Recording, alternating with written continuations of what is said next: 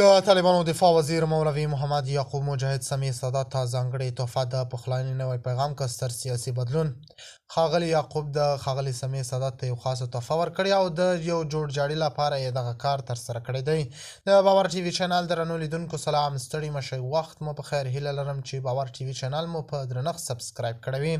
د اسلامي امارت دفاع وزیر ملا محمد یعقوب مجاهد په یو ناڅاپي او د پام وړ اقدام کې پخواني افغان پوځي قمندانان سمیع سادات او نور داسې ځانګړي قمندانانو ته تحفې استولې دي چې دا کار د افغانستان په سیاسي او ټولنیز ډګر کې د پام وړ بحثونه راپارولي دي. د سرچینو په وینا دا تحفه یوازې یو عدلي ډالۍ نه ده، بلکې دا د یو مهم سیاسي پیغام استازیتوب کوي.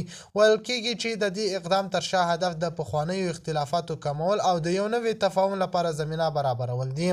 که څه هم رسمي جزئیات ډیر نه دي خپاره شوي، خو شننونکي دا ګام د پخلاینې او اړیکو د ښه کېدو نښه بولي.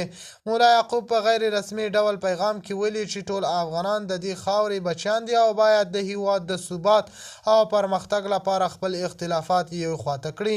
هغه ټینګار کړی چې اوسنی وخت د یووالي او ګډ کار غوښتنه کوي، نه د فرقې.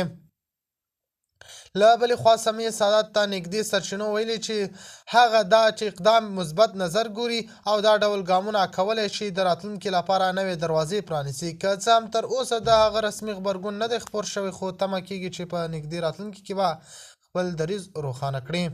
سیاسي شنونکي باور لري چې دا ډول سمبولیک اقدامات کولی شي د ملي روغې جوړې لپاره مهم رول ولوبوي، په ځانګړي ډول په داسې حال کې چې افغانستان لا هم د سیاسي ثبات او نړیوال تعامل په لټه کې دی.